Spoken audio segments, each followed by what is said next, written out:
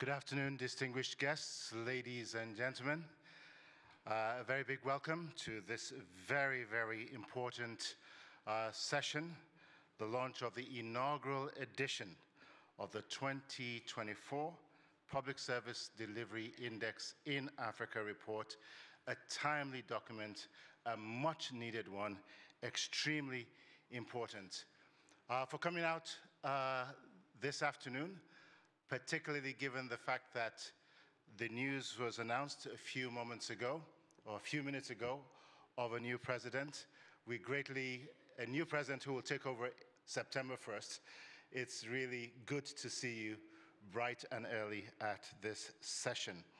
So a very big welcome to you. My name is Victor Oladuko. I'm a senior advisor to the president of the bank, Dr. Akinwumi Adesina, on communication and stakeholder engagement. And as always, it's my pleasure and really an honor to be asked to MC and to moderate this historic side event at these annual meetings.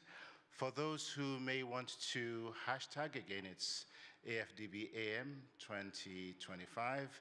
You can do that. And for those who are watching online or intend to watch online, we do have a live stream on Vimeo as well as YouTube in both English and French. So whether you're joining us in Abidjan or virtually across Africa or other parts of the world, one thing is clear: we're very, very united in our shared mission to transform governance and empower the continent's future. That's what this is all about. Why? Because public service is really the heartbeat, particularly the delivery of it is the heartbeat of Africa's progress. It delivers healthcare to our communities, education to our youth, and justice to the undeserved, but more importantly, opportunities to millions. As you will hear during our session today, there are lots of bottlenecks. I'm not going to get into any of that, but you'll hear about some of them. But we're not going to be focusing so much on the challenges as much as it is the opportunities. Yes, there are gaps, but there are also tremendous, tremendous opportunities. That is why this session here today, at which we're launching the inaugural Public Service Delivery Index in Africa, is a groundbreaking tool that measures the performance of public sectors all across the continent. I've had the privilege of moderating several sessions here at these annual meetings, but I want to say that this session today is truly foundational to all of the discussions that we've had over the past few days. Without getting public service delivery right, we cannot get anything right. So this document, and I hear it being talked about in acronyms. I hate acronyms. I see PSDI. You know, let's call it what it is. It's Public Service Delivery Index in Africa. Really, it's a mirror that reflects where we are and a compass for where we need to go as a continent. We are expecting Dr. Akinwumi Adesina, but I believe he's in one of the sessions. So he isn't here at the moment. He will be joining us shortly. But I was just wondering if in his absence we can actually move forward and invite to the podium the chief economist. Am I saying a yes or a no? But I'd like to properly introduce you. He doesn't need much of an introduction, but please, as he comes to the platform, not yet, I'd like for us to give a very warm welcome to the chief economist and vice president for economic governance and knowledge management at the African Development Bank, Professor Kevin Urama. But please stay seated. He and his team have worked really hard to produce this very, very groundbreaking report that coincides with these annual meetings, and the timing could not have been better for us as a continent and as a bank. So as he comes forward to provide a brief remark, please give him a very warm Abidjan welcome. Professor Kevin Urama. Let me use this opportunity to thank you so much for being here this afternoon to listen and participate in this presentation of the maiden issue of the Public Service Delivery Index in Africa report. We did have an opening video, but then I will give the presentation, and then maybe when the President, Adesina, comes in, then we can do the opening video as well. But it's right timing to congratulate the new president-elect for his election, and then also to say that I feel very, very honored that this particular subject, which is at the heart of development and measuring development progress in Africa, is coming immediately after the elections of a new president of the African Development Bank Group. Your Excellencies, dear governors,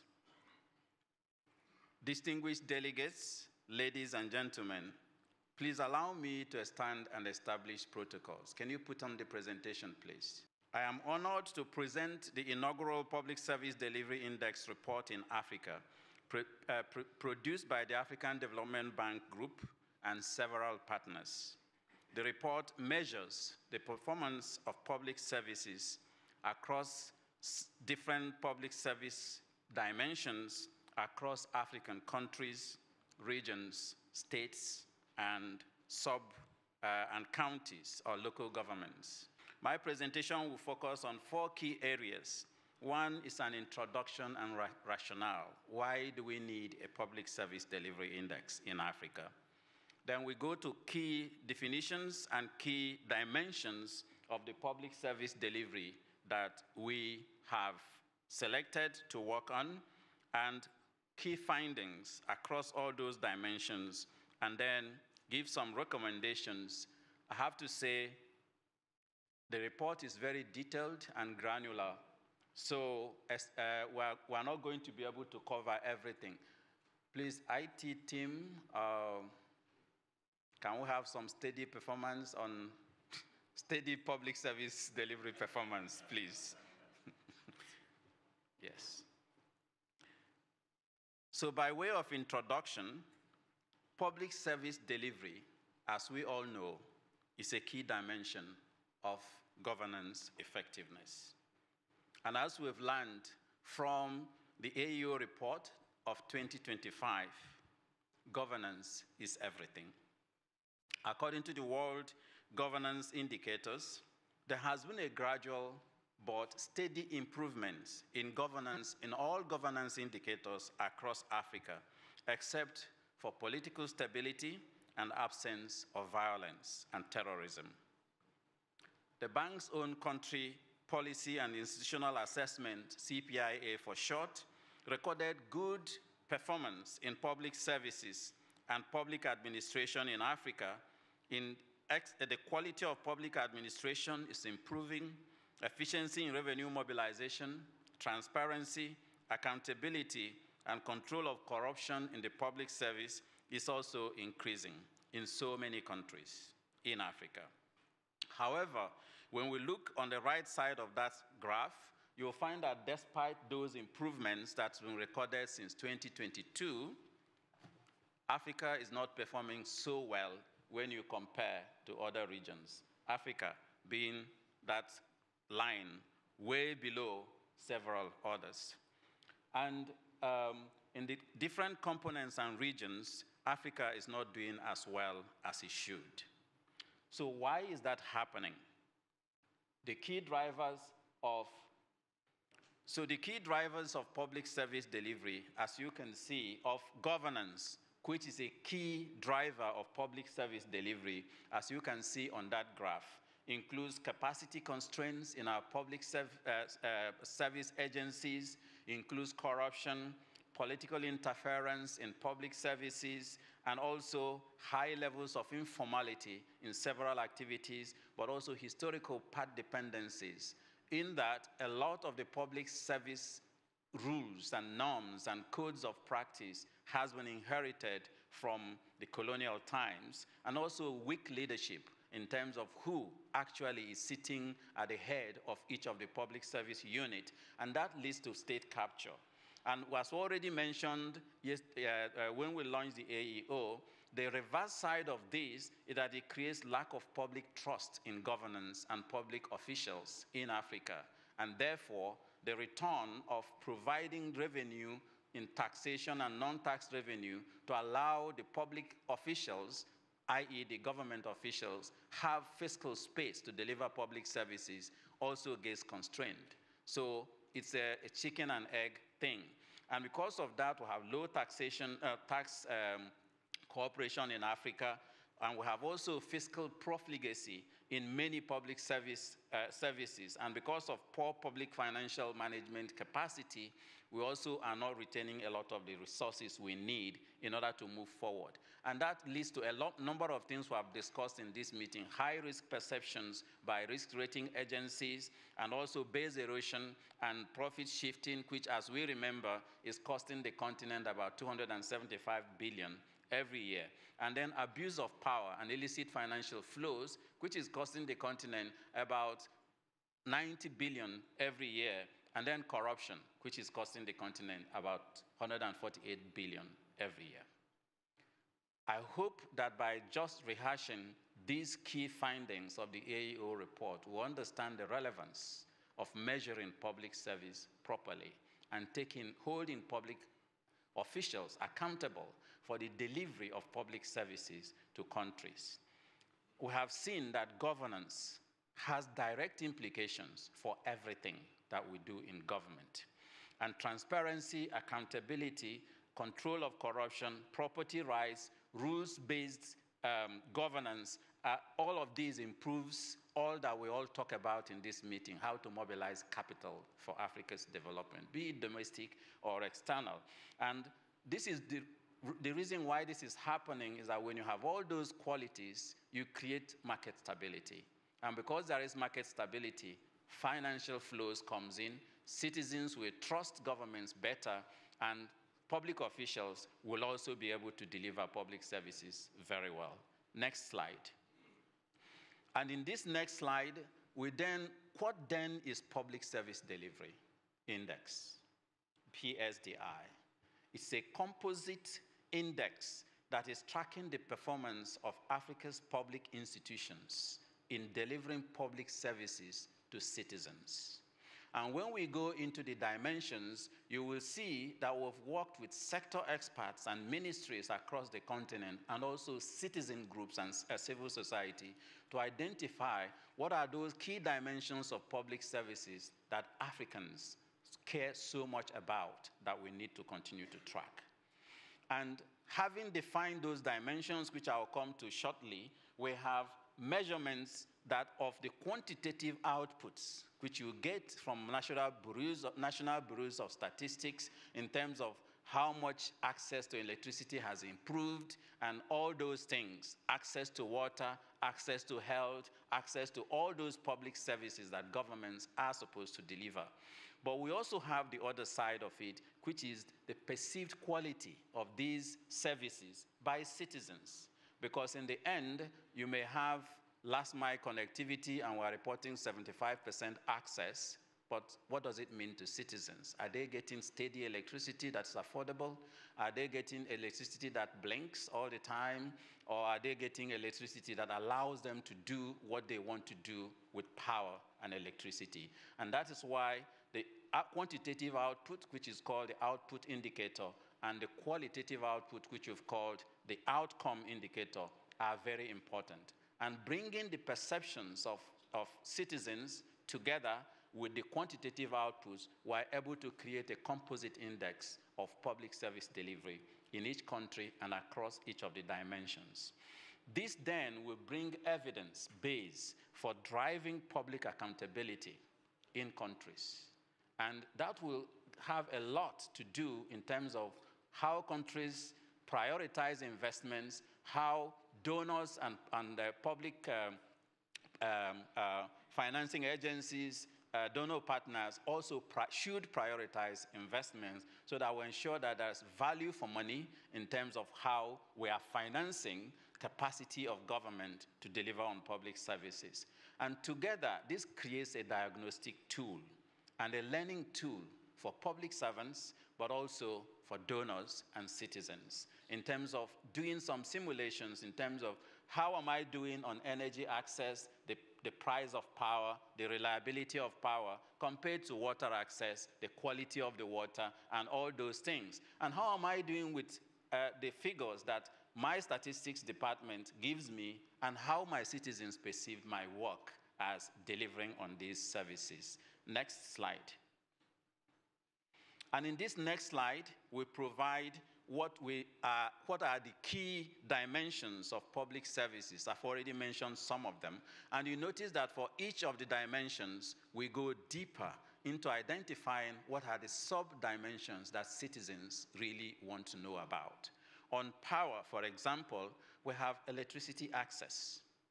We have the climate change dimensions. Is this power source green, or is it giving me power today and polluting my environment for tomorrow? We also have reliability of that access that I have, and affordability of that access that I have. And we have the same on all the aspects of public service that we have measured. The second point that citizens wanted is to look at the delivery on food sovereignty, not food security, but food sovereignty, in terms of the capacity of countries to produce and deliver the food that citizens need, not using the limited fiscal space you have to import food from outside for a continent that owns 65% of remaining arable land in the world, with almost 60% of its population being youths looking for work, and so on. So that, again, on food sovereignty, we have different dimensions, and I'm not going to go into all the details because of time. And then on regional integration, it's also, citizens wanted to know, yes, we're talking about Africa here, but how are we going to be able to become African that achieves scale if integration, economic integration, is not happening? Customs union is not happening. An interview was done of Dangote, and he was lamenting, if I use that word, lamenting, of how many visas he needs to get in order to visit different African countries. This is the richest person on the continent, with a lot of capital to invest and help countries to deliver public services. But we still maintain historical and colonial boundaries and rules about how factors of production can move within the continent. You are going to see how we are performing with regard to that aspect of integration. And on integration, we also have 4 key dimensions that we measured. And then on industrialization, how are we converting our natural resources into produced capital? We talked about it 2 days ago, because unless we do that, our natural resources keep leaving the shores of the continent as commodities. And the price of commodities has kept going down since the 1960s, except for gold and diamond. And the more you export that, the poorer you get. So how are we doing with that? And then also we have other socioeconomic indicators on youth and gender engagement, on poverty index in the countries, inequality index in the countries, gender inclusion in governance and in economic activity, on health, on water and sanitation, on housing, and on several of the indicators that you find within that particular key dimension. Next slide. So I have to say and thank very much all the vice presidencies in the African Development Bank Group and key sector ministries that engaged with us in order to select what are those key public services that we need to measure that I have presented to you. And also to take a pause to thank all our partners who helped us to deliver on this particular public service delivery index. It's good to actually acknowledge that this index could not have been here with us if not because of the visionary leadership of President Akinwumi Adesina and the support we got from Ford Foundation to do the conceptualization and piloting of this before we could take it to the boards of directors, who also approved it and provided resources for us to continue to do that. And also to thank several partners with whom we worked, from Oxford University, from Michigan State University, one of them sitting here, from Tony Blair Institute, several African institutions, Cambridge, Harvard, World Bank, and there are several think tanks and universities across the continent. So this, because it's a sensitive subject, we needed to make sure that the methodology is waterproof, the findings are evidence-based, and the recommendations are implementable and scalable. And it was the work of all these that allowed us to do that. So what are the objectives we set out to achieve? First, we needed to foster transparency and accountability in how we measure the quality and quantity of public services that is delivered. Just speaking about President Adesina and his vision that led us to this, he walks in. You're welcome, Mr. President. And since he's here, I can just tell a very short story of how he inspired this. One day, we were discussing GDP growth, and he tells me, Kevin, but people don't eat GDP. We are doing well, GDP is rising, but people don't eat GDP. Get me an index on how to measure how public services are delivered to citizens. I was dazed. I said, index on how to measure public services delivered to citizens. I said, Mr. President, it's going to be expensive because it involves household surveys, a lot of statistical modeling and everything. He said, go do it. So I had to get on the road to consult all these experts that I have talked to you about so that we can come to you with what we have today. Thank you so much, Mr. President. So the second objective is on investment prioritization. So when we create that transparency on how you deliver on all those dimensions of public services and the sub-dimensions of public services, countries and donor partners, development agencies will now be able to know where each country is doing better and where you have flash, hotspots that can actually lead to fragilities and unrest in countries. For example, a particular country might be doing very well in energy access, but that energy is too expensive for citizens to receive. So you have statistics about last mile connectivity, but if you go to homes, you don't have electricity. Or you have that high quality of electricity, but water and sanitation is so poor that diseases are ravaging your people. So that the scarce resources we have, we can invest them in areas where you deliver the highest value addition per dollar invested in countries. The third objective we had was the value for money, which I have already explained, how this will help countries and partners to define value for money, ensuring that we invest only in public services that delivers the most for countries. Building roads are good, but maybe that's not the most teething problem of a country at that particular time. Maybe it's on energy, to unleash entrepreneurship and industrialization. So how to prioritize those investments is what we also set out to do. And then also providing transparent data for targeted research and innovation. After this is all done, it's not just a report on paper. We have all the data that informed each of the index transparently that will be made available on the PSDI website. And we'll be working with IT teams, our IT teams, to make it available to citizens on their mobile phones. So you are able to see how public services are being delivered and where are the hotspots for you, and so on and so forth. And researchers and scholars can then use that to do research for policy, targeted policy advice to countries on how to improve on public service delivery. But in doing all this, we hope that we will be incentivizing public service delivery effectiveness across sectors by our governments on the continent. And the discussion I've had with the president is that we will be launching a public service delivery prize for Africa at the continental level, at the state levels, at the national levels, and also at ministry levels, so that a country might, for example, know the energy minister is really doing so well in delivering public services based on quantitative data. And the doing so well is not in your absolute number.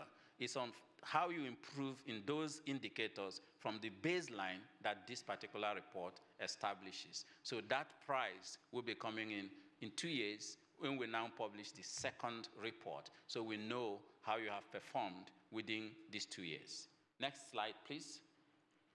And in this next slide, you can then see how do we combine the service outcomes and the outputs that I have talked about. So bringing together statistical information that we get from bureaus of national statistics and other statistical data, including our own Africa Data Highway, but also a perception survey that was conducted across all African countries to get the clear perceptions of the households on how public services have been delivered in their countries. And this is also a very big research agenda, because you might find that the output indicator is placing a country very high, but the outcome indicator is not matching that. So what's going on between what is reported as delivered and what countries' citizens actually receive? Next, please. And in this next slide is just trying now to show how we consolidate all those measures that already exists, because we have the Mo Ibrahim Governance Index, and Mo Ibrahim team working on that governance index worked with us on this. We have different indicators on energy access, on different parts of these. Some of them are already there, on infrastructure and so on. Bringing all these things together and doing the modeling to ensure that we can then come up with the composite index is one of the key value additions of this index. Next, please. And here is also to show that the PSDI is not working outside of the policy environment and rules that we have, because the African Charter on Values and Principles on Public Service and Administration, this whole thing tried to allow us to provide a strategic index that will allow for this particular charter to be fully implemented and measured. Again, APRM, the Africa Peer Review Mechanism, will now have a tool that will allow them to measure how member states are delivering on public services, aligned with their own rules. Next, please. And here, PSDI provides, therefore, baseline. This particular report is a baseline, as I've already said, on relative progress on the different aspects of public services over time. So we have multi-purpose and accurate data. We have composite indicators on public service delivery, but we are going to be providing this every 2 years, not annually, because changes in public services take time. So we want to be monitoring it every 2 years. So this will improve transparency and accountability, and comparability of data is also one of the things that it will also bring to the table for us. And this can therefore accelerate improvements in the delivery of key national and continental goals. The SDGs, the bank's high fives, the Agenda 2063, the climate agreement. You just need to look at what dimensions of the public service delivery addresses your specific goal, and that will help you to be able to understand how to accelerate that. Next, please.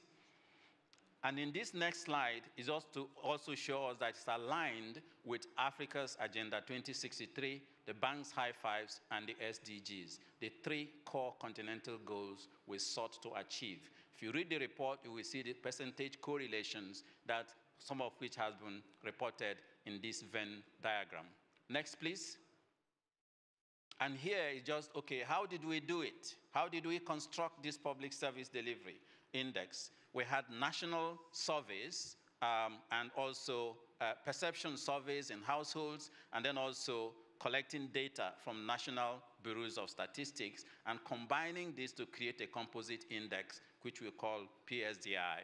And on the right side of that slide, you will see those key institutions. There are many more, but it couldn't be contained in the slide, that we have worked with in order to be able to deliver on this public service delivery. And I really want to thank all of them for their tenacity and support as we continue to work on this.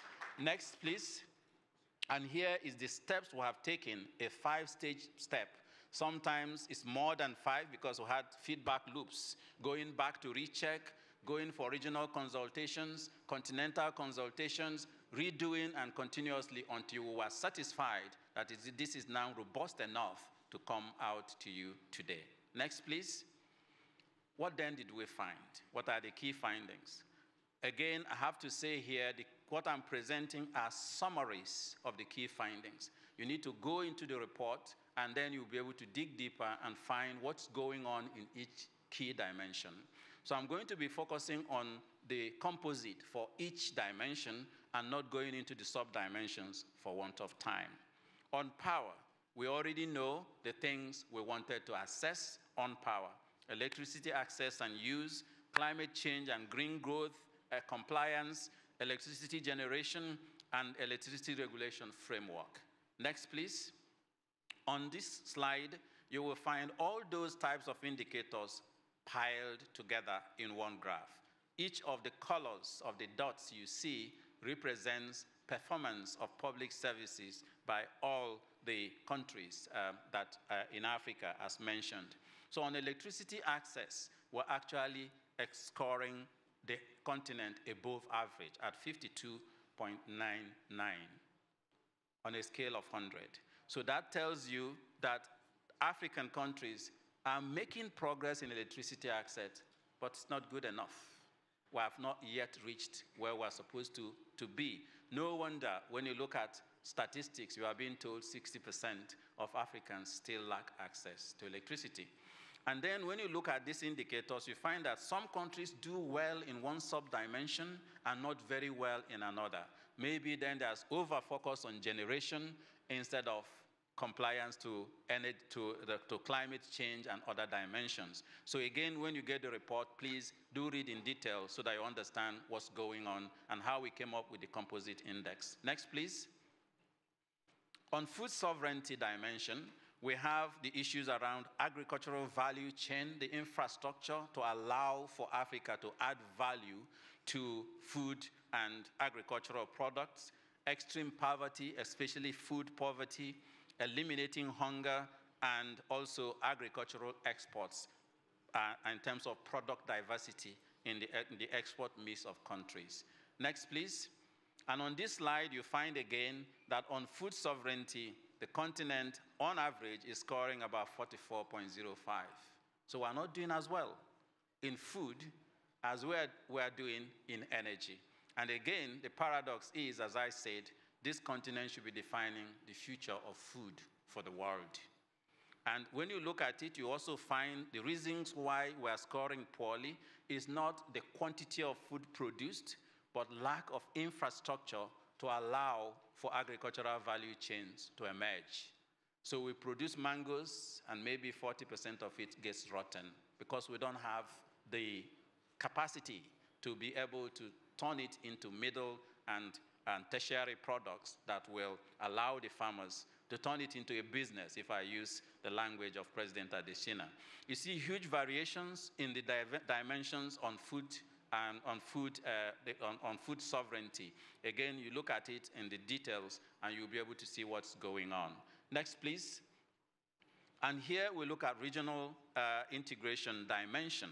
And on regional integration dimension, we talked about ratification of regional agreements, like the Customs Union, the ACFTA, and all those agreements that's already made at continental level. What's the rate of dimension?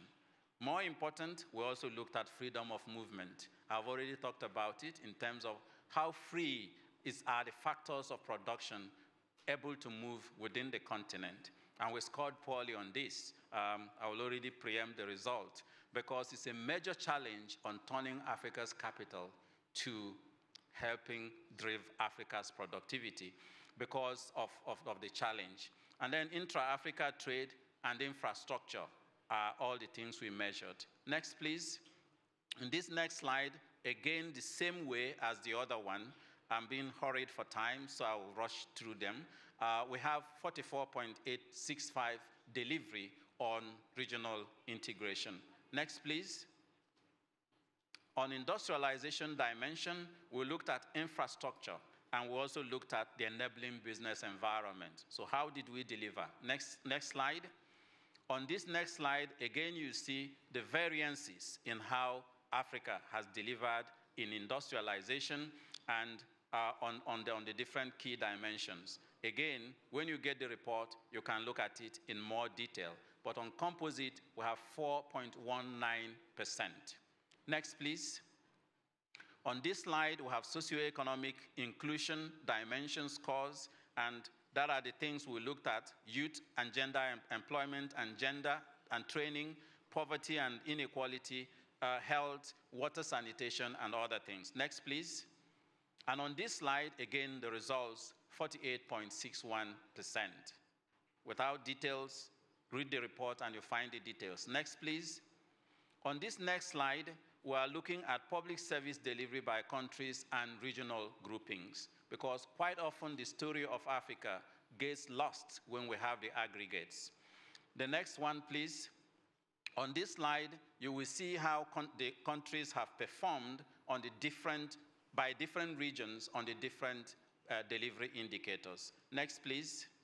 And on here, that one was country groupings, and here is on the different regions, with North Africa outperforming its peers at 50.55. Next, please. Here is by country groupings, the structures of the economy, on whether it's tourism dependent, natural resource dependent, or others. When you get the report, you can see how the delivery has happened in these different groupings. Next, please.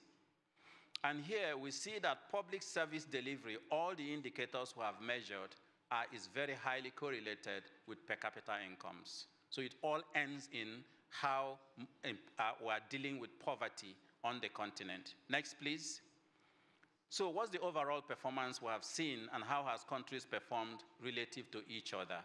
When you look at these, you will find key areas where the continent is not doing very well. One, food sovereignty. We need to improve on what we're doing on food sovereignty, but also on movement of people, on regional integration, and so on and so forth. Next, please. So here is just all the heat map for all the countries and how they've performed in different regions, with greens showing good performance and red showing poorer performance. Next, please.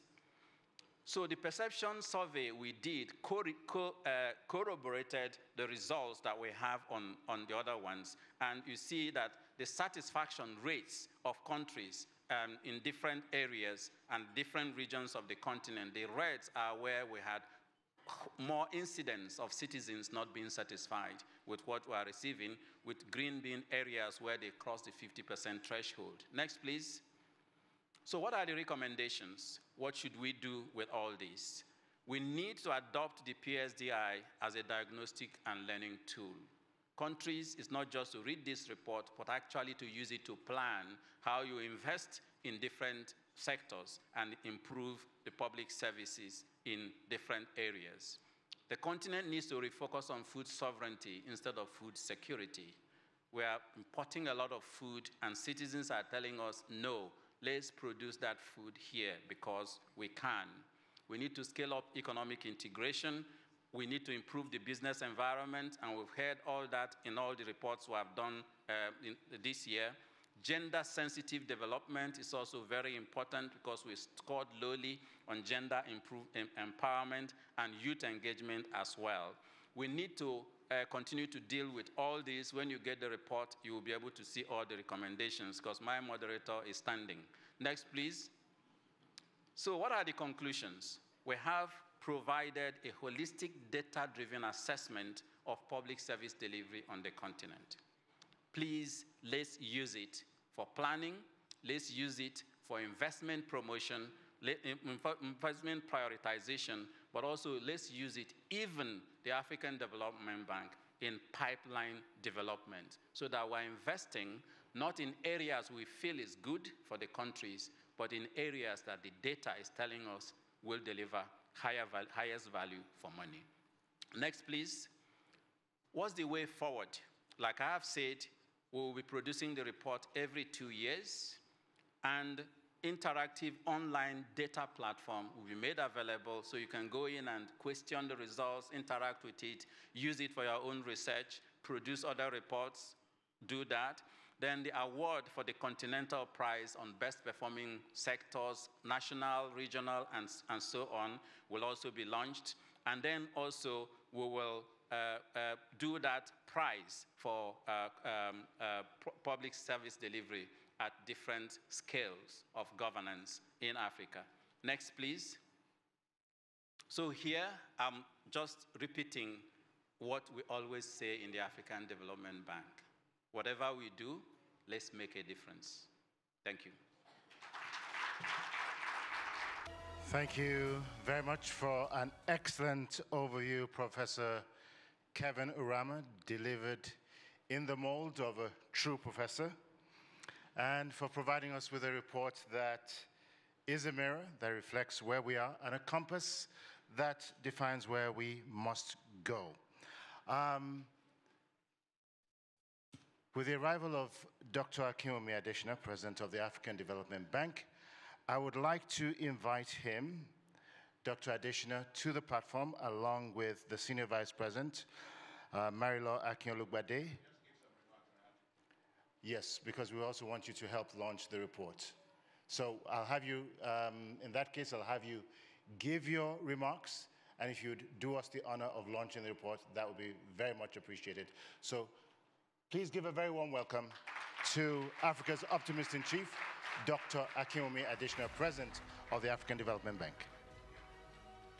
No, sorry to have to barge into your session, but I have other things that are calling for my attention. First, let me start by thanking you for coming for this particular event. And it's a very, very important thing, and congratulations to you, Professor Urama, and your team for a fantastic job that you've done on this. And I know that you work with so many of your colleagues, directors and staff analysts, those collecting data, statistical officers, the countries and so on.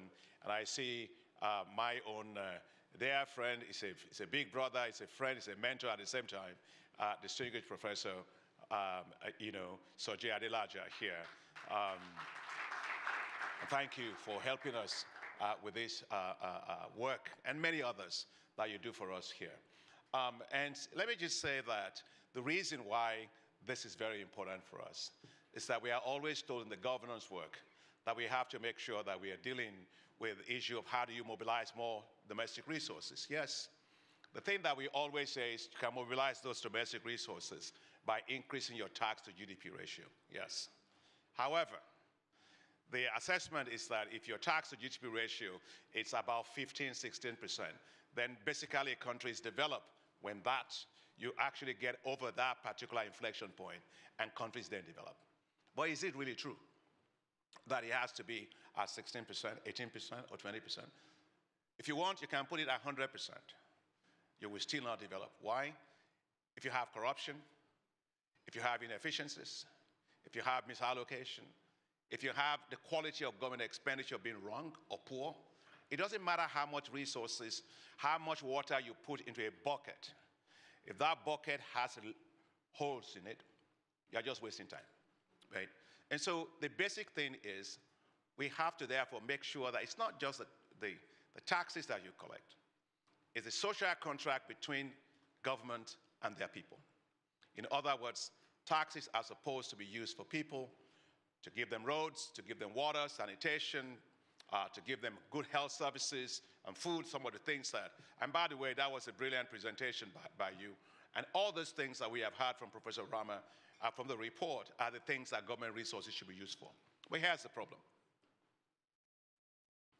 Your nominal tax rate is that, hopefully you use it well, but if you keep raising your nominal tax rate because you want to actually generate more resources, why is it that you're taxing people, but the government is not delivering the services for the people? And so, therefore, essentially what you have is a displacement in which government failure is compensated for by citizens by bearing the consequences of government not doing what they're supposed to do. So when they therefore take a look at it and you say Africa's tax to GDP ratio is low, is it really low?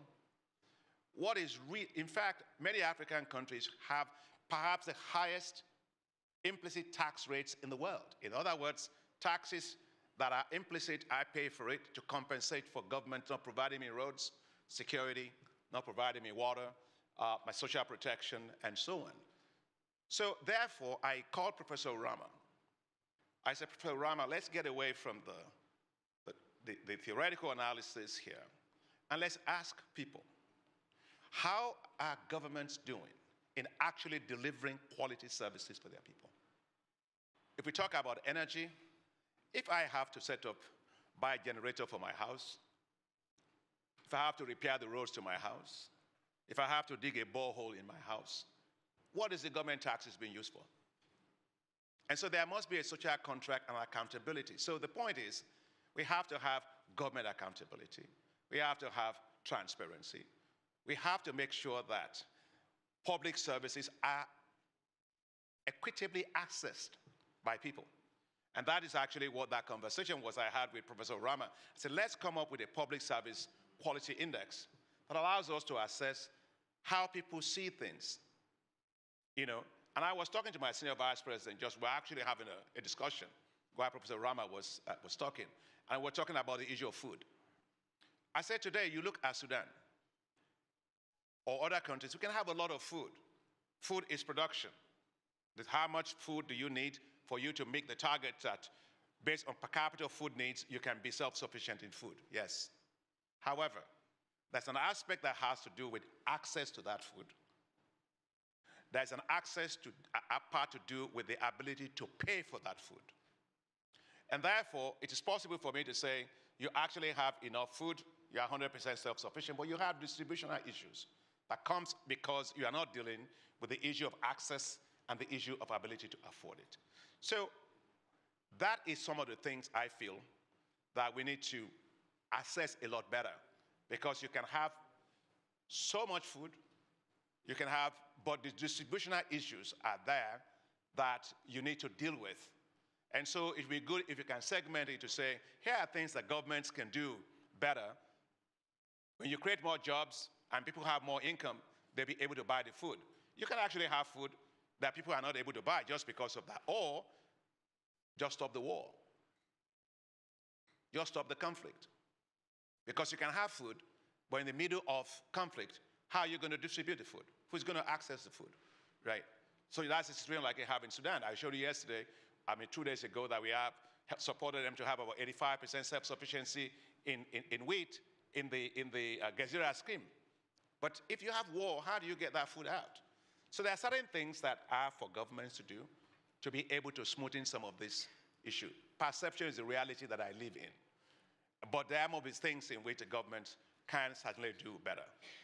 Another point I want to make is the quality of government institutions and the accountability of the public service. Now, if you look at public services, because a lot of things that deliver all of these things come from government, the engine of government is the civil service. And until you actually reform the civil service to be more responsive to the needs of people and to be able to have public expenditures that align to their needs, you're not going to make progress much. And so we have to link all of these things to public service reforms. And public service reforms to deliver faster for people.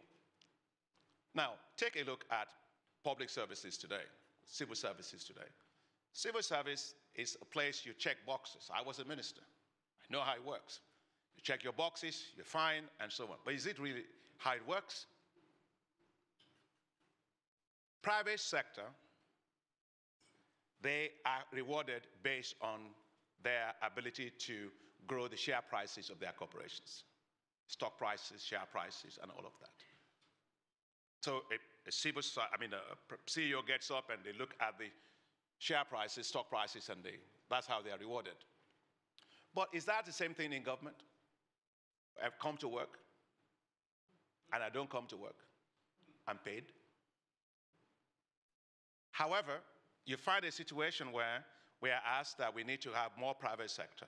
But the private sector you want to get, you can only get it if the public sector is providing the critical public goods that will allow that private sector to work. And so I have a radical view about how we should change our civil services and make them more accountable. You have private capital stocks, which are the things that the private sector responds to. And that we see it in stock exchanges all the time, right? But why is it that we cannot develop social capital stocks for the civil service? Education, health, water, sanitation. All these things are the things that build the overall social capital stock of nations.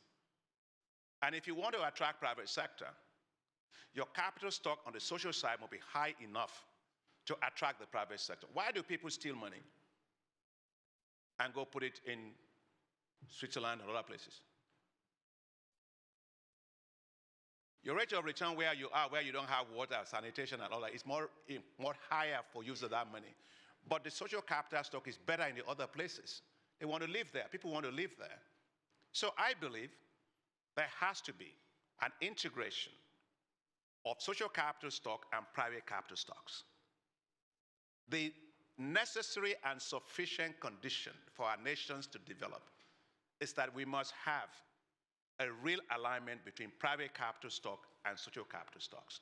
And on the latter, for social capital stocks, then civil services should hire people and give them targets and reward them based on their ability to grow that social capital stock the same way that you do for private sector.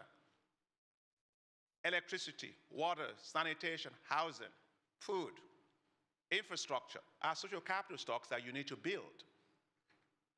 And so I therefore think that if you look at Singapore today, Singapore actually has more people working for them paid better than people in the private sector. Why? Because they understand the importance of the social capital stock. So if there's any message that I want to leave today, it's that we need to look inward and reform our civil services. And our civil services should not just be checking boxes. They have to be accountable for building a social capital stock for us. And same way in which I reward somebody in the private sector based on the share prices, I must be able every day to ask a minister of education, where are we in terms of the educational quality in my country? Where are we in terms of electricity in my country? Because I know that if we are at that level, it means that I can have energy that moves the economy. So in the same way, then, I must be able to reward you when you are doing that. And that will also mean that the quality of people, the kind of people that you put incentive reward system changes. Folks, I don't think we can go far unless we find a way of reforming our civil service systems, re-incentivizing them, having great capacity, but holding everybody accountable in terms of the social capital stocks. I want to thank Professor Rama and his team for the great work that they've done. This report is the first one. We will continue to refine it. Professor Adelaja, thank you, all your teams for that. But we'll continue to refine it because it's important for government. It's important for civil society. It's important for the citizens. It's also important for us as institutions to know where we should put our money so that we can know, okay, which part of it is ours, which part of it is the government. At the end of the day, every role of any government is to provide decent life for its people. I went to Scandinavian countries. They actually provide free education all the way from taxes. I was in Algeria just last week, and I was told that education is free up to university level. That's the quality of governance that we must be doing. That is based on social contract between government and their citizens. Now, we hope that as we refine this index, it's not to compare or rank countries. We're not interested in that, because there's a lot of battle about data and stuff like that. But to help you to do a self-reflective scan of what you can do better, who can do it better, to make sure that the perception, the difference between the analytical data and the perception, that part of it is narrowed. I think it's a great start, and I want to thank you, Professor Rama, and your team for that. So with that, thank you very much. It's a great beginning, and I want to say it's a great report, and I will continue to improve it. Thanks for coming. With that being said, on the count of 1, 2, and 3, we unveil the 2024 Public Service Delivery Index in Africa launched. Kindly give the team and Dr. Adishna a warm round of applause. Because this guy has been working so hard, I don't show, he doesn't even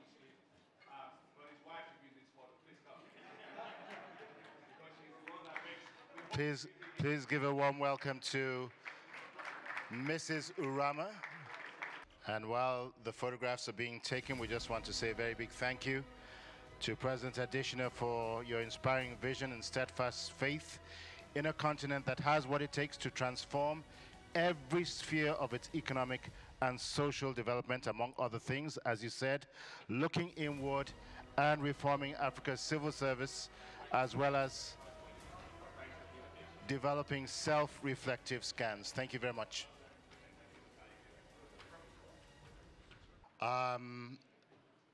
Unfortunately, we have far overshot our allocated time, but I'm going to ask that our panelists who will be coming on stage in a few moments, that if you can speak fast, we'll also listen fast and be out of here as quickly as possible.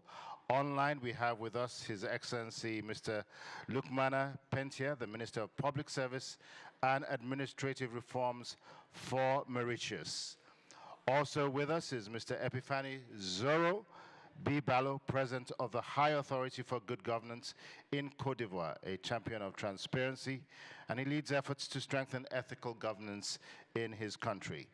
Also with us, we have Professor Soji Adilaja, the John A. Hanna Distinguished Professor in Land Policy at Michigan State University, a globally recognized expert who brings tremendous insights on policy innovation and economic development with a very sharp focus on Africa's governance challenges.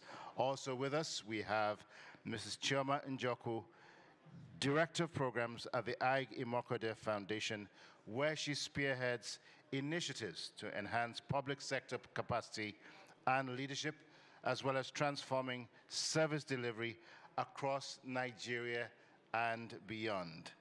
We also have with us, and we're truly honored to have all of our panelists, including Mr. Bertrand Asamoy, Country Director for the Tony Blair Institute in Côte d'Ivoire, who brings deep experience in policy reforms and supports governments in delivering effective services and fostering sustainable development. We're also honored to have with us Ms. Alexandra Widok, the CEO of Gulf Energy Efficiency in the United Arab Emirates, an innovator, a young but brilliant innovator in sustainable solutions who brings a private sector perspective on leveraging technology for efficient public service systems. We also have with us, I believe she's here or should be in the room, Mrs. Dasuba Konate, the Executive Director of Accountability Lab in Mali, a leader in citizen-centered governance who's empowering communities to demand accountability and improve public services in Mali and across Africa. Before they come on stage, I just want to kindly ask, can we cease way in the back, in the middle, all private conversations? Could we do that, please? Could we cease all private conversations, all bilaterals, particularly in the back? If you're having a conversation, kindly leave the room. Thank you very much. Let's extend that courtesy to our panelists. So with that being said, to our panelists who are here, kindly take the platform. Our panel discussion is about to begin. Thank you for being here with us this afternoon. Because time is of the essence, I'm just going to ask that we take just a few moments to set the stage. You've all read the report, you've all given it a good read, and some of you have actually been involved with it. So I'd like to ask which of the key findings really resonates the most for your work, and how can it help us inform policy, practice, and service delivery? Just let's take that as a foundation, and I'm going to start with Alexandra first, and we'll walk our way all the way to my right. And we'll end with Bertrand just to my left. So Alexandra, what resonates the most with you in this report, and how can it best inform policy, practice, as well as service delivery? Thank you. Thank you so much. It's a great pleasure being here and being part of this groundbreaking event.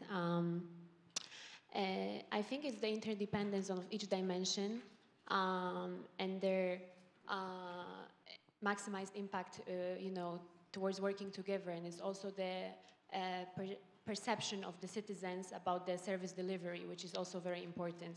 Because as you look at the findings, some countries could be, like Rwanda, for instance, on the 13th place across the continent in terms of the overall public service delivery, but they are second in terms of the citizen perception. So I think, minimizing that gap between the actual public service delivery and government efforts toward that direction and the perception of citizens is very important. I think Rwanda is also an interesting case because they have been very advanced in the e-governance, and I believe that e-governance is also driving the progress on the public service delivery index. So that being said, all those are important, and also the countries that have been scoring highly on the public service delivery index, there is a direct correlation of them also scoring highly on other indexes, like for instance, Legatum Prosperity Index on the overall quality of life, like for instance, Ghana, Morocco, Seychelles, and Mauritius. So I think, this is really standing out, and this is really something important to bear in mind analyzing the report.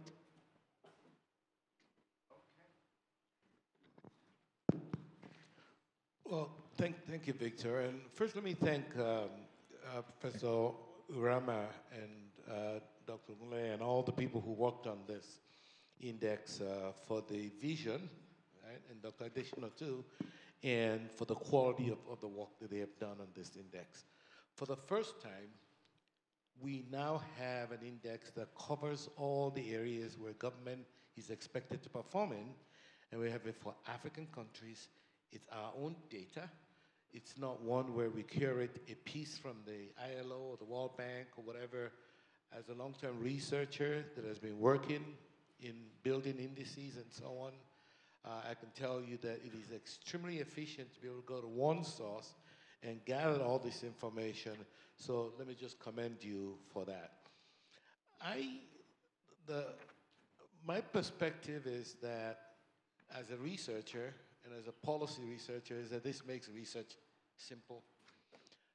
5 years from now, 7 years from now, after we've developed this database and we have the time series as well as the cross-section, we'll be able to better track development in Africa. Remember that what government is responsible for is a part of what it takes to actually grow Africa. There are also things that citizens are responsible for and their mindset issues and so on and so forth. Some of those are also well documented in other places, but the part that deals with government, having a good hold on those parts, makes a lot of sense, and I'm really, really happy that the African Development Bank is driving. Professor Dillaja, does it surprise you that this is the very first time that a report of this nature is being published? Number one, there are reports of this kind on a national level, but this is the first time that we're looking at the continent holistically. What's the significance of that as far as you're concerned? Oh, I think it's major, but more importantly, I looked deep into the methodology and the approach. You mentioned that several countries develop data and indices, but this is probably one of the best constructed indices that I've ever seen from anywhere around the world. And I've constructed indices a lot myself, funded by a variety of sources. This is extremely impressive for Africa. Okay, thank you very much. We're going to go to Minister Pentia, who's online patiently. Thank you for being with us today. Very much appreciated. Your take, what resonates the most with you in this report? First and foremost, hello everyone on the panel. I am really grateful that efforts at the level of our continent has brought up such a report. I must thank wholeheartedly the input and the presentation of Professor Urama.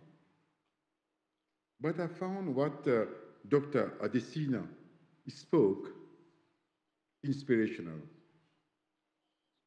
I would say that this is not an excellent starting block. It is, indeed,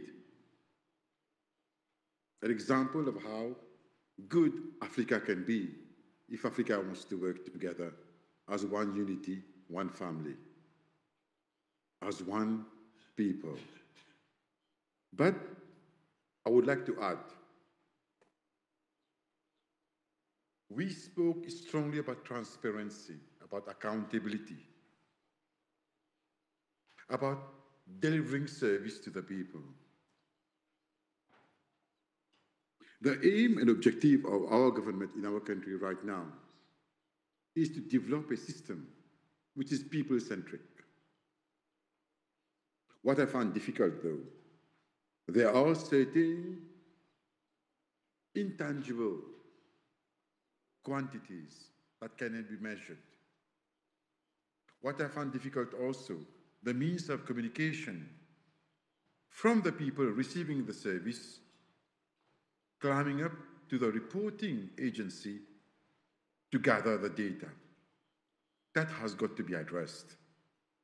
What I find also an issue to be addressed with the report is that we have got to adapt it to the needs of our country locally.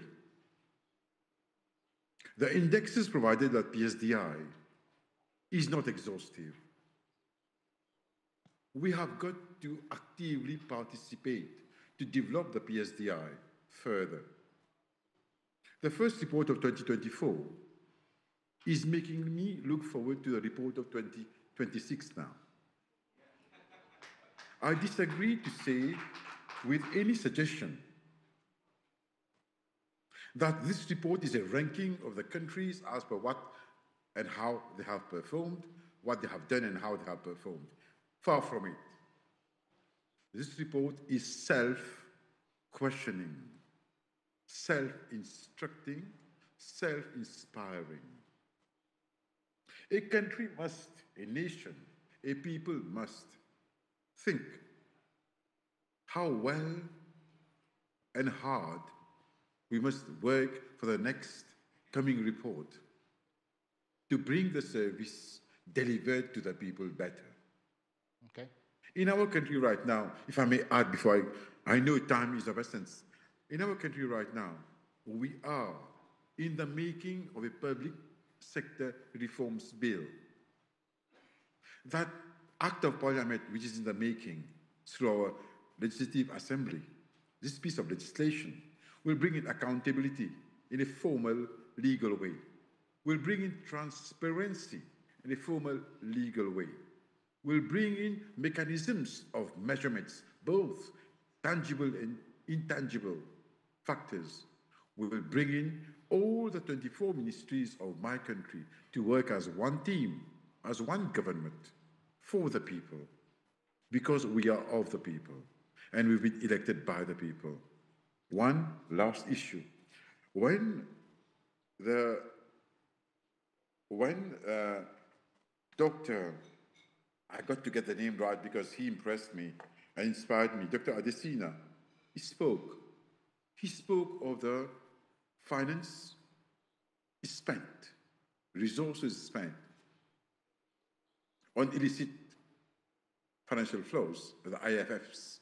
But he also spoke of war, of conflicts. And he said something very, very strong. But all of us as Africans must think. What if we reduce conflicts? What if we reduce wars?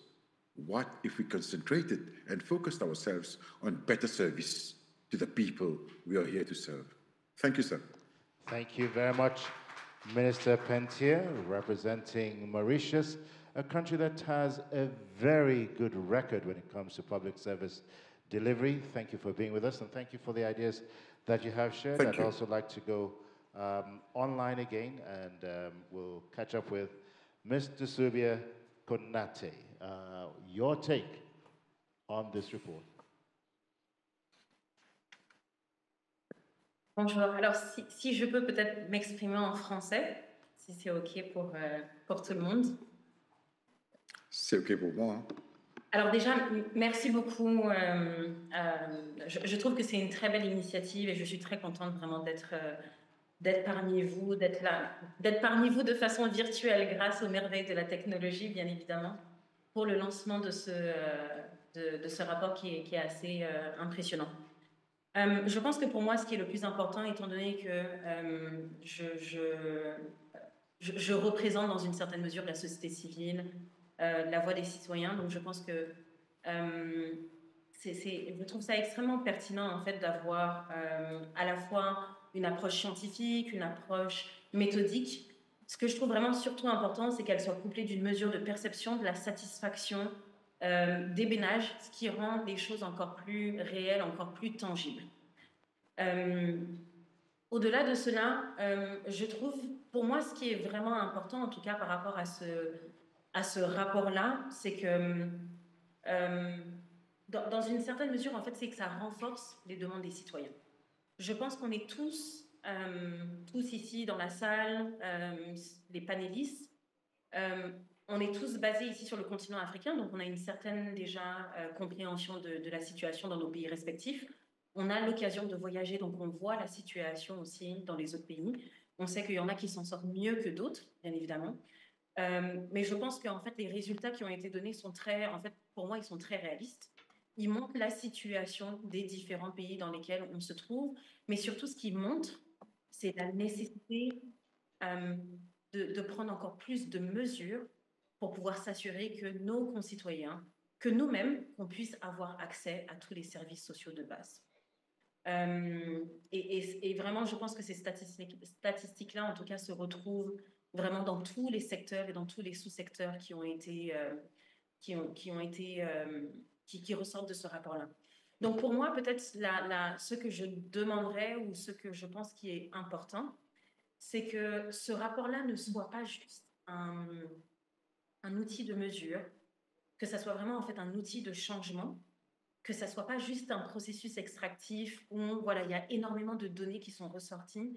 Ces données-là, je pense qu'elles appartiennent à la population parce qu'elles représentent ce que la population vit, ce que la population aussi vraiment pense par rapport aux services qu'ils reçoivent.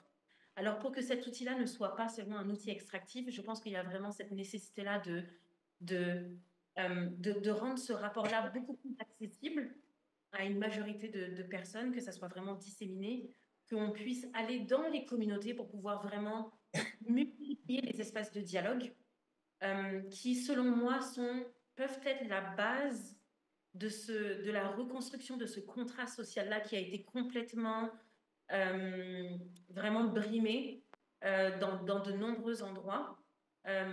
Par exemple, moi, je pense au Mali, le pays où je suis, où il y a énormément de zones d'insécurité. Il y a énormément de zones aussi où, malheureusement, les services publics ne sont plus offerts. Ils sont tout simplement plus offerts parce qu'il y a énormément d'insécurité. Et ça occasionne aussi un certain nombre de problématiques avec le déplacement de personnes qu'on appelle les réfugiés internes. Donc, je pense que vraiment, il y a cette nécessité-là que ça ne soit pas juste un processus extractif, mais qu'il y ait vraiment ce processus-là où on retourne auprès des communautés et qu'on essaye de voir en fait quelles sont les stratégies qu'on peut mettre en place, bien évidemment en collaboration avec les institutions publiques, avec les autorités, pour venir répondre vraiment aux besoins les plus criants des populations. Voilà, je vais m'arrêter là. Merci beaucoup. Thank you very much, Ms. Konate, and for the excellent work that you're doing in Mali with the Accountability Lab. I would like to say, just following up on what you said, Professor Rama, what's the possibility that a synopsis of this report could also be distilled and communicated to those who are non-economists in a way that is suitable and understandable by large numbers of people in order to better hold their governments to accountability? I think that may be something that we should consider moving forward. But thank you very much, Ms. Konate, for the excellent work that you continue to do with your organization. I'm going to go next to Chioma Njoko with the Aigi Mokode Foundation. Just your take on this report. What resonates with you the most? Thank you, and we're glad to be represented on this panel. So before I go to the report, I'll give a context of what we do at the foundation very quickly. And it's everything really that Dr. Additional talked about. I'll hold you to the very quickly. Public sector reforms in different aspects. Sure. And so reading through the report, the summary report that was shared with us, all I could see were opportunities for improvement, and also noting that generally all the African countries were below 50. Again, clear opportunities for development, clear opportunities for private sector CSOs, to come in and support where they can. The other critical thing that we do at the foundation is capacity development of these public servants, because like Dr. Additional mentioned, all the 5 dimensions or pillars that the index is talking about cannot be achieved if those within the government are not adequately skilled to do them. And so what the foundation does primarily is focus on upskilling civil servants at the core of government, because we want the best for our nations and our continent, but until the best of us are leading the rest of us, we cannot get that. And so focusing really on capacity building within the government is our own way of driving all of this. Something else I noted, which I found really interesting, was around how the index revealed that most African countries are doing better on green energy and power and less on food sovereignty. And it sort of showed me a clear sort of mispriority, because for an African country or African nations, food sovereignty is where we are most lacking. For the Western world, they are right now focusing on green energy. So it was very interesting for me to read through the report and see that Africa is prioritizing what the West is prioritizing and not what the people really do need. And I think that this report then shows that non-profit CSOs should help the government focus on what really is most important for our people. But could that be because without energy, you really can't drive agro-industrialization? Yes, so I refer to the green part of it. That was the funny thing for me, the green part of it. So in other words, your preference would be that we be energy agnostic for now and drive food security instead. Is that what you're saying? I think you can do both, but in terms of ranking, if you ask someone in the rural community, they would prioritize food over green energy. Excellent, excellent. Greatly appreciate that. Thank you very much for your input in that regard. Kindly give Ms. Chioma a round of applause again for her response. And we're going to come next to Mr. Actually, not Mr. Bertrand Samoy. We're going to go to dear brother. Well, let's start with Mr. Epiphany, Zoro Bibalo. Again, you've heard from your colleagues, your fellow panelists. What different take do you have from this report that again sits either well with you, gives you some concerns, or you think that there could be improvements, or what impresses you even the more? Merci, merci beaucoup. Je salue toute l'équipe de la Banque mondiale qui a produit ce rapport de la Banque africaine de développement, notre banque. Toute l'équipe donc de la Banque africaine de développement qui a produit ce rapport donc sur l'indice de fourniture des services publics. C'est un rapport extrêmement important et les données sont assez fouillées et les recommandations sont pertinentes. Nous n'allons pas revenir sur les recommandations qui ont été donc produites dans ce rapport ici. L'une des questions que nous nous posons lorsque nous voyons les différentes dimensions qui ont été prises en compte dans ce rapport en termes de fourniture des services publics, ces dimensions sont absolument pertinentes, mais la question qu'on pourrait se poser, c'est pourquoi ces dimensions et pas d'autres dimensions? Il y a une dimension qui m'a l'air extrêmement importante en termes de fourniture de services publics, c'est la question de l'éducation. Moi, je voudrais voir l'éducation qu'il s'agisse de l'éducation de façon générale, l'enseignement technique, l'enseignement professionnel, l'accès à l'éducation et surtout la qualité de l'éducation. Parce que lorsqu'on parle d'industrialisation, on parle de sécurité alimentaire et bien d'autres choses, à la fin de la journée, c'est la qualité des citoyens, c'est le niveau de connaissance de ces citoyens-là qui va aboutir, et donc qui va prendre le développement, qui va porter le développement de nos pays. Et donc, il y a certainement d'autres dimensions. Donc, l'une des questions que je me pose, pourquoi ces 5 dimensions et pas d'autres dimensions qui sont aussi importantes et qui sont les enjeux du futur, hein, le défi de l'éducation. L'autre réflexion que ce rapport suscite à notre niveau, c'est le rapport entre la réalité des choses et la perception que peuvent en avoir les citoyens. Il y a quelquefois un déphasage entre ce qui est fait et la perception que les citoyens peuvent en avoir.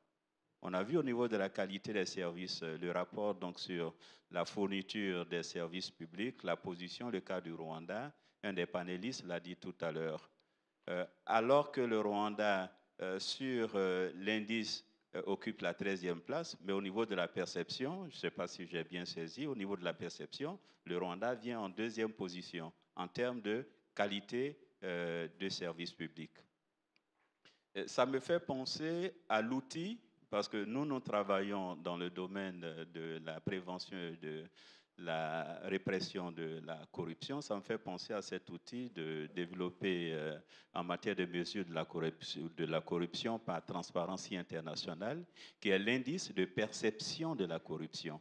Donc cet instrument ne mesure pas la réalité de la corruption, mais mesure uniquement la perception de la corruption à travers les enquêtes de ménage.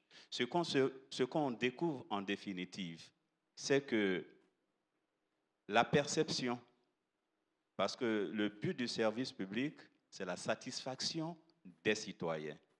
Quel que soit ce qui est réalisé, si la perception n'est pas bonne, c'est comme si on ne travaillait pas finalement pour les populations. Et la perception et la réalité, finalement, revient au même. Il est une question de manque de confiance entre les populations et les institutions qui sont censées incarner, représenter, donc délivrer les services au profit de ces populations-là. De façon plus générale, au niveau de la Côte d'Ivoire, on sait que ce sont les fonds publics qui servent à la délivrance des services publics. Et donc, nous intervenons dans un cadre juridique, qui est un cadre juridique régional, si bien que cet instrument qui est sorti aujourd'hui, l'index de fourniture des services publics, vient aider notre pays en termes de renforcer la politique d'évaluation des politiques publiques, qui est une exigence, déjà, une exigence constitutionnelle. La dernière constitution dit que les politiques publiques doivent être évaluées. Parce que ça entre dans le cadre des directives de l'UEMOA sur la transparence dans la gestion des fonds publics. Et donc, c'est un rapport qui vient alimenter... We're going to have to go on to our next panelist just for reasons of time, but if you could kindly just wrap up with final thoughts, because we still have one more question for the panelists. I didn't mean to be I didn't mean to interrupt, but we do have to move a little bit faster for reasons of time here. So we'll go to Bertrand Asamoy with the Tony Blair Foundation here in Côte d'Ivoire. Again, let's try and keep our thoughts succinct. I'm going to try and combine two questions into one for our next round of questions, which actually will be the final round of questions here. But in the interest of time, let's try and keep our responses very short and succinct. Again, I do apologize, so don't shoot the messenger. Mr. Asamoy, over to you.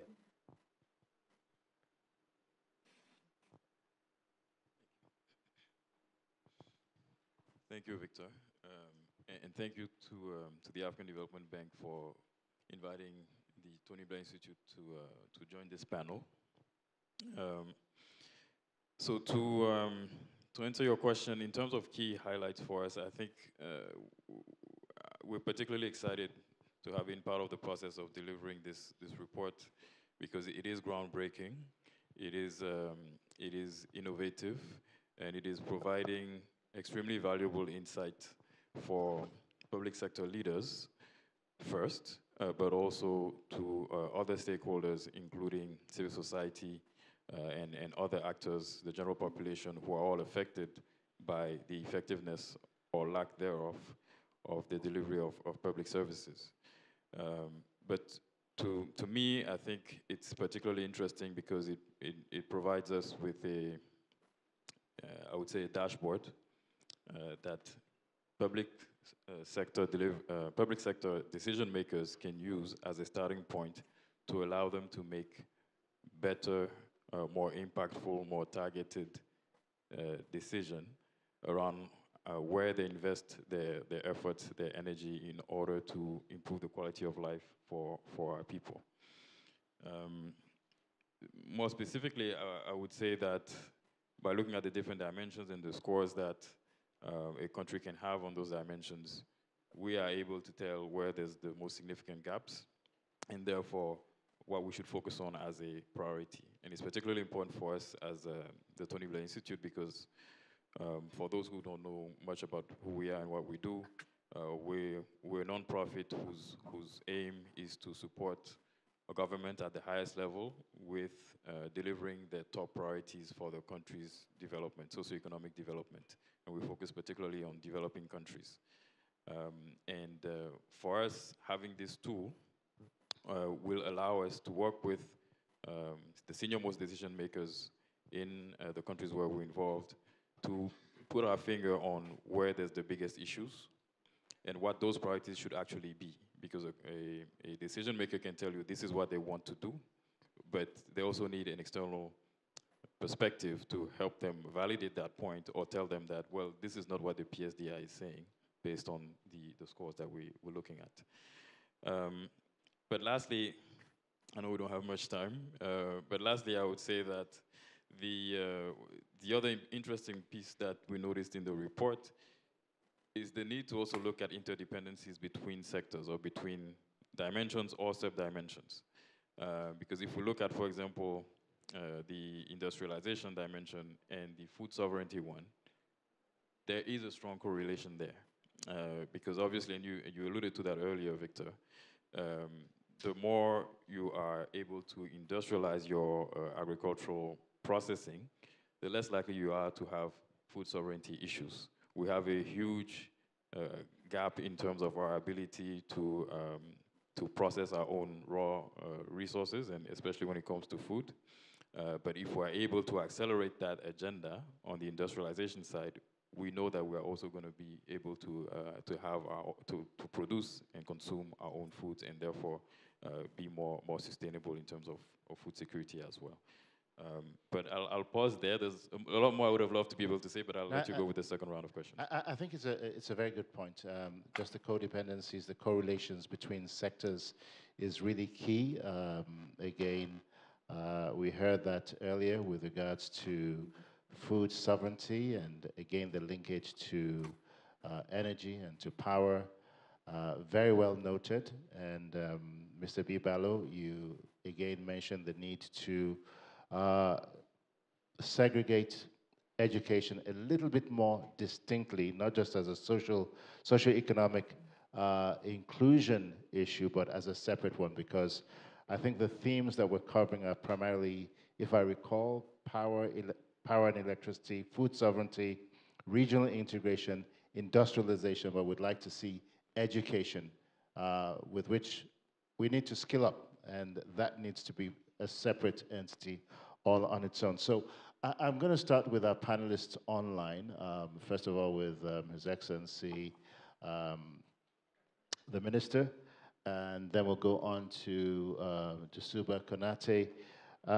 My question is this, and I just want to combine a couple questions together, but it's for all of our panelists.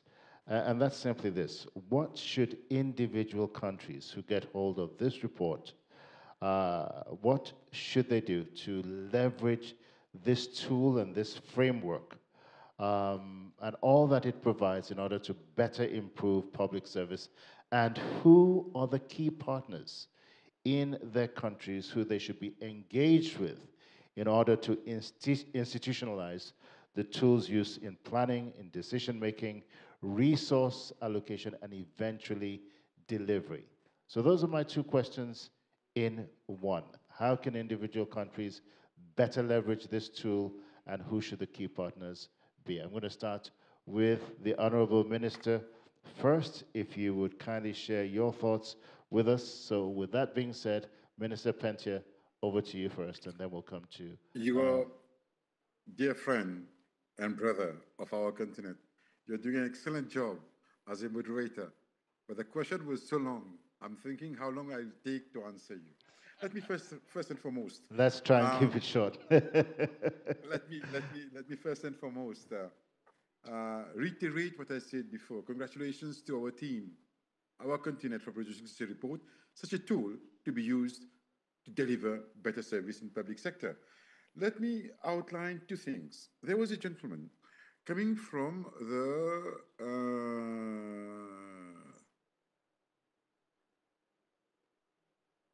Côte d'Ivoire, Mr. Asamoah. Asamoah. He mentioned something finally that we should look at the indicators as presented by Dr. Urama as correlated. Well, I wouldn't disagree more or agree more, depending upon how you see my observation. None of the indicators can be or should be viewed independently of each other. They should all be viewed and examined correlatedly because it is a holistic approach to deliver a holistic service to a nation, to people of one country. It is non-divisible. But there's one point taken by Mr. Dibalo, which is bringing me back to what I said at the outset. This set of pillars, 5 pillars, is not exhaustive, and rightly pointed by Mr. Bibalo, that education is not them, enough emphasis is not on education.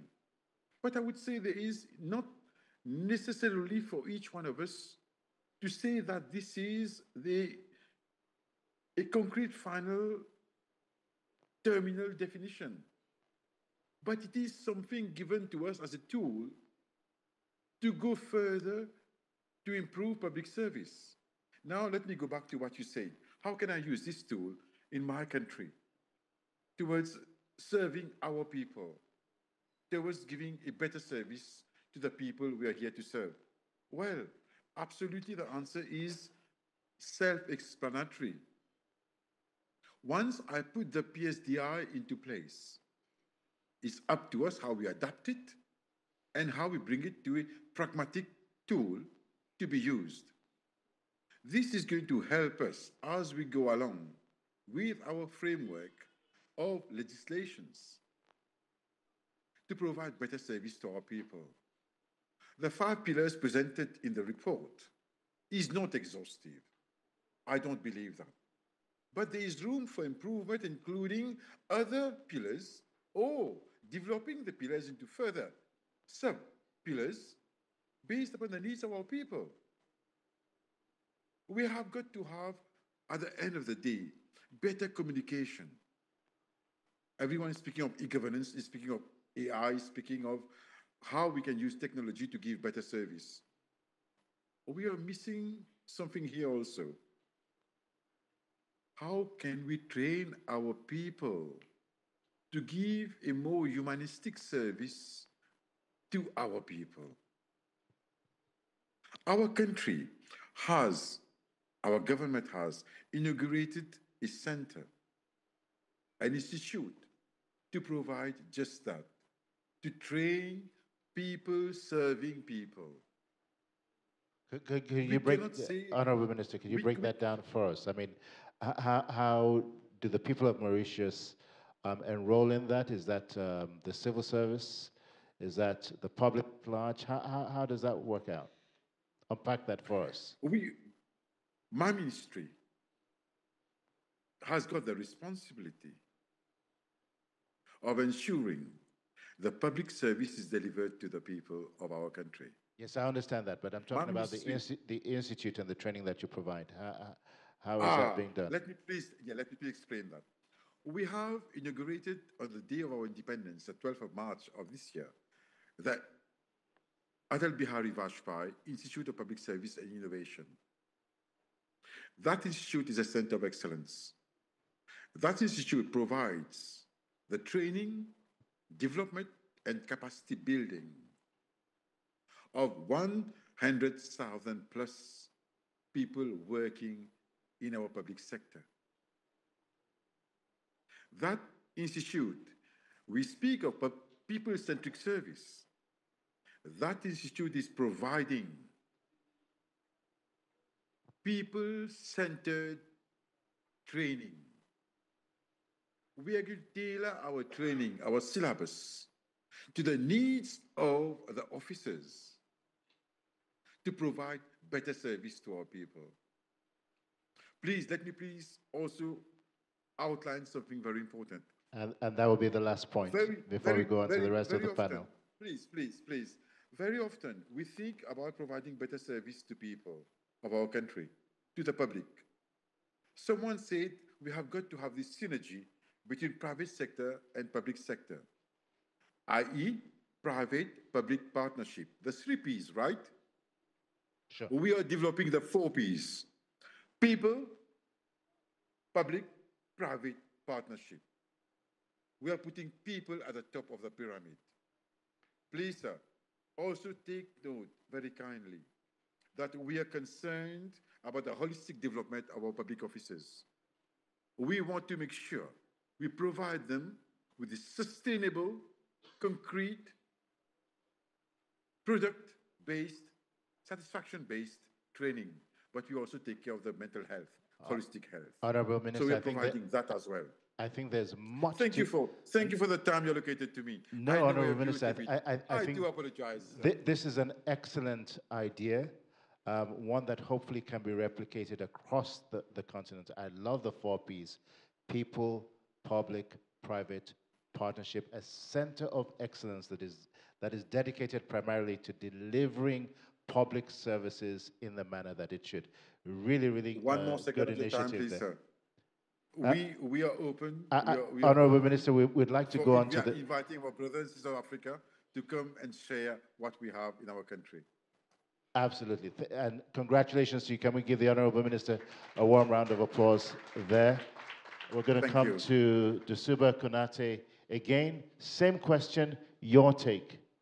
But let's kindly, in the interest of time, keep our responses a little bit shorter. Thank you.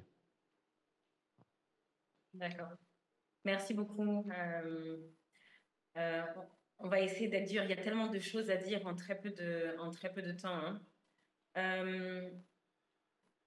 Je pense que déjà, en fait, par rapport à ce rapport qui, encore une fois, est très intéressant, il y a quand même un point qui a été souligné par son Excellence ici, Monsieur le Ministre de Maurice, quand il a parlé, en fait, du renforcement de capacité des fonctionnaires de l'administration publique. Et ça, je trouve que c'est extrêmement pertinent. Ces services-là sont offerts par ces personnes-là. Donc, il y a vraiment cette nécessité-là de renforcer leurs capacités, de leur donner les outils, les ressources nécessaires. Et quand je parle ressources nécessaires, bien évidemment, on a tendance à penser à ressources financières. Non, ce n'est pas forcément le cas, même si c'est vrai que les ressources financières sont nécessaires. Mais je pense qu'on parle aussi de ressources techniques et aussi d'avoir les bonnes ressources humaines. Je pense que ça, c'est quelque chose aussi qui est vraiment qui est vraiment très important. Et ça me fait penser aussi à une campagne nationale qu'on a qui s'appelle la campagne Integrity Icon, qui vise en fait à identifier et à célébrer les fonctionnaires honnêtes et intègres, donc qui se démarquent par leur honnêteté et par leur intégrité.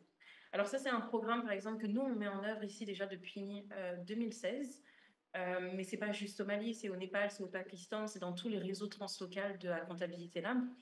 Et vraiment, ça donne accès en fait à un réseau de fonctionnaires qui font un travail absolument magnifique.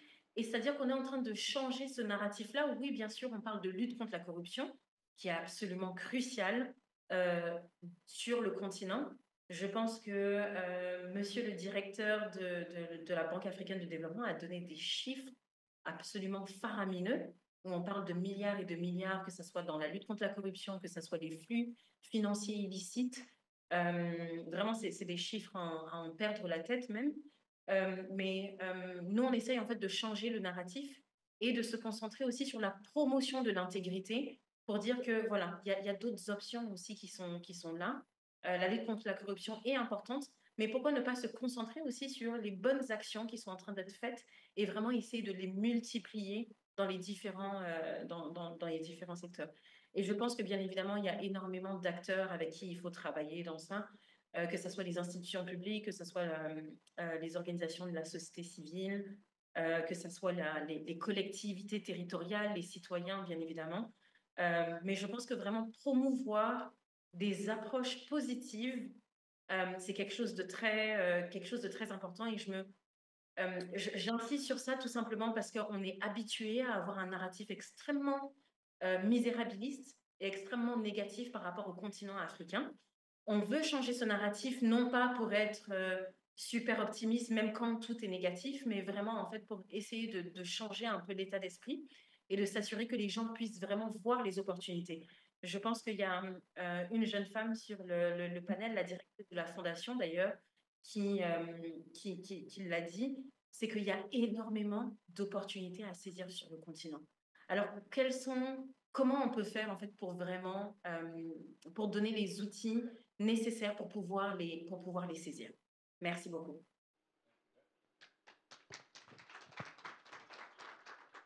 Very well deserved applause there. Thank you, Mrs. Konate. Again, just in the interest of time, we're going to quickly move along with our panelists. So we'll go to Bertrand Asamoy. Again, let's keep it brief, and we'll work our way down. Thank you, Victor. This is the question that I'm most excited about, I'll have to admit, because this is about how do we actually make things happen? Because the report is a starting point. The index it gives you the data, sure, the insights, but how do you go in and bring it to fruition? So for us, it's really about first working, and I might be biased on this, but working with the highest level of government at the prime minister or presidential level to appoint, key focal points for the PSDI and the delivery of the results linked to its insights. So who do we want to establish as PSDI focal points at the Prime Minister's office, at the presidential level, or within a delivery unit for countries that do have a delivery unit. And I'm also saying that based on our experience at the Institute, because we work with many countries on establishing these units whose mission is to support the highest level of government with delivering on the top priorities for the country and making sure that it happens regardless of changes in ministers, in prime ministers, in leadership in general, because very often we see that we can have very ambitious, very impactful projects, initiatives that are being launched, but they don't get to fruition because there's a change in leadership and it disrupts everything. So our goal is to make sure that this unit can stay in place. If someone is appointed to use the PSDI as a key starting point for the work they do, I think this would be hugely impactful. Okay. Second point. All right. Second point is around integrating the PSDI indicators in our country's national development plans or strategies. I think this could also be very strategic and very impactful because there needs to be alignment between what the PSDI is saying, sure, and what we're planning at the country level.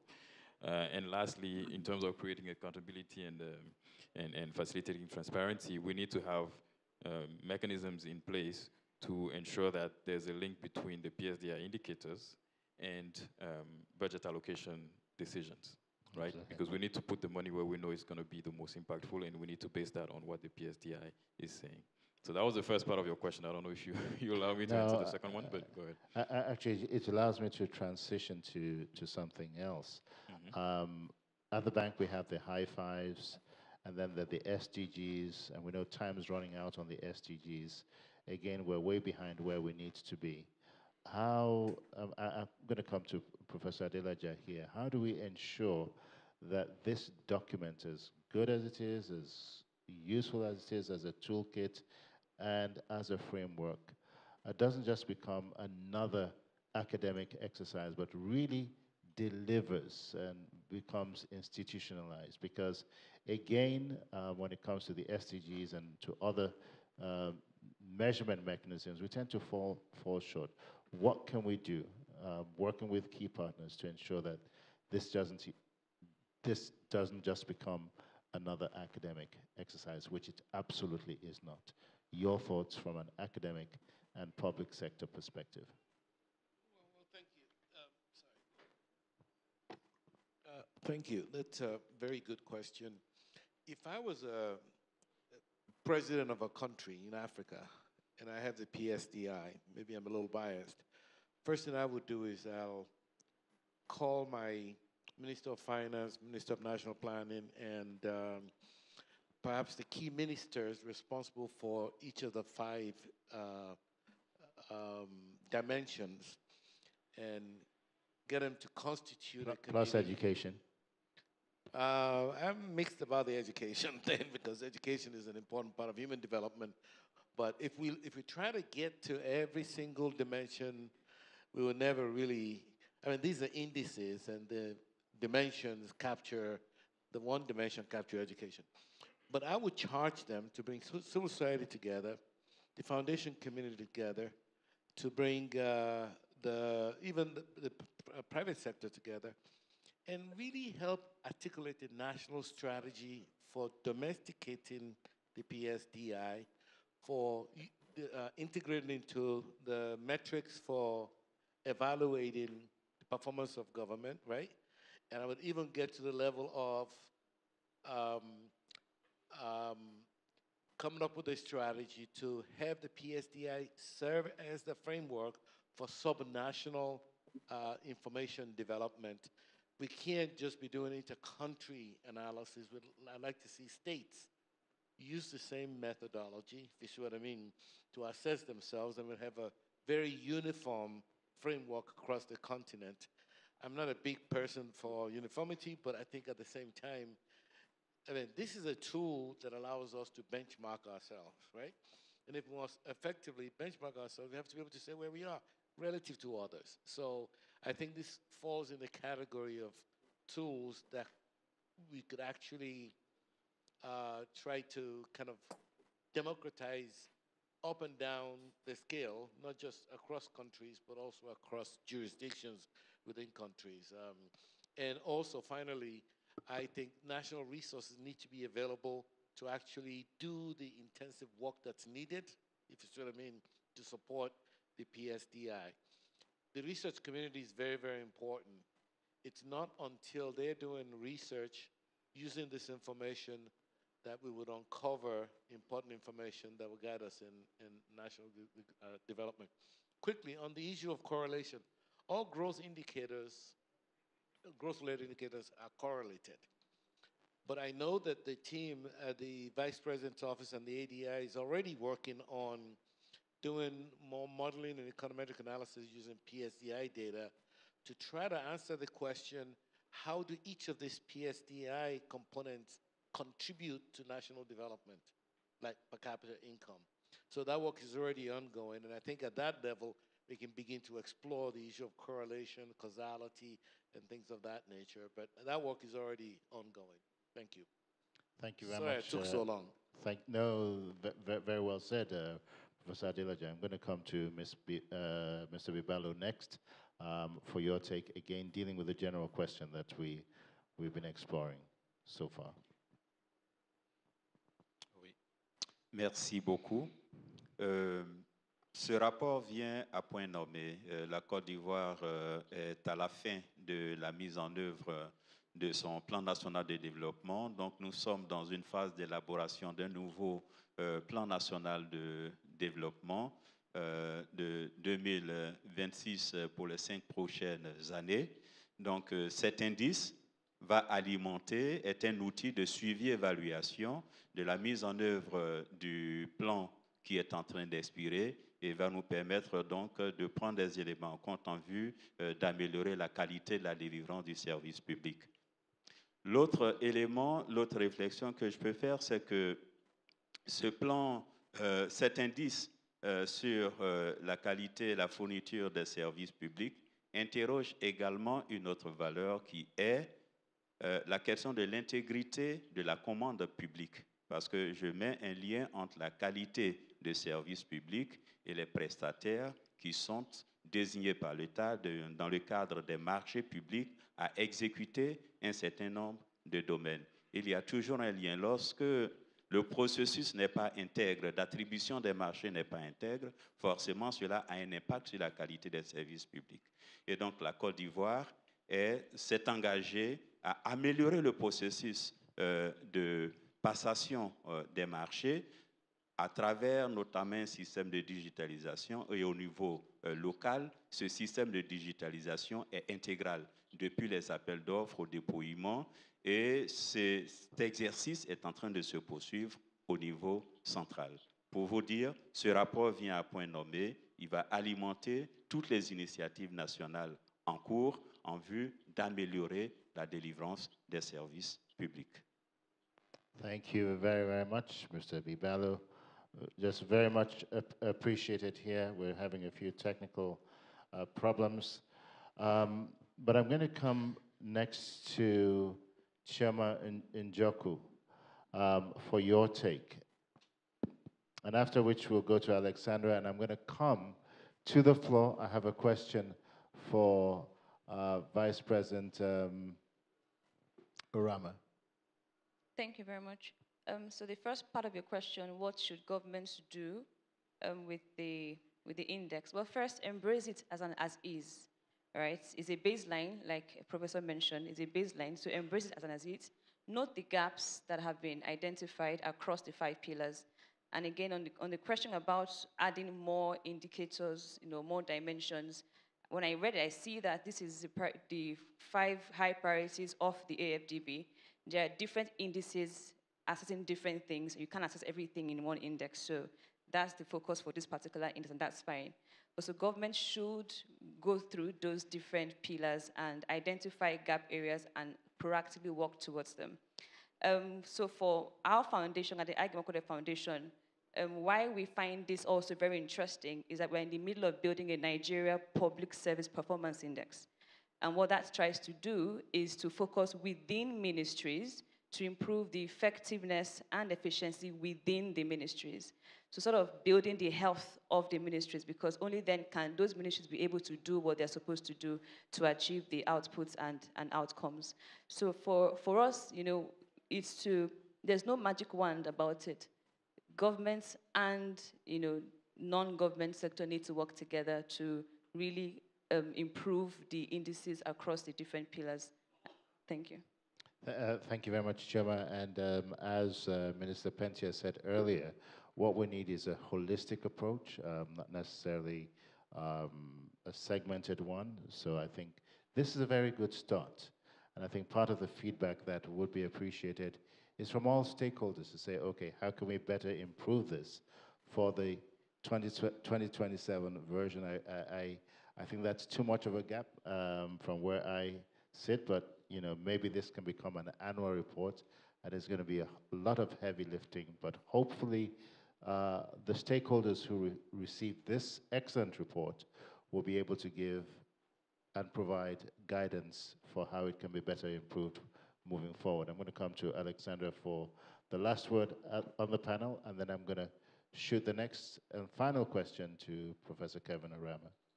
Alexandra, over to you. Thank you so much. So I very much agree with the also people, private and public sector partnerships. On top of that, I think also intra-sectoral partnerships are very important. So for the various CSO organizations to collaborate together, which maybe, are supporting different causes to learn from each other and maximize on this knowledge exchange. I also think setting up departments, particular departments dedicated for PPP's facilitation, like for instance Zambia has done, it would be key, especially for their current situation with the fighting the energy crisis.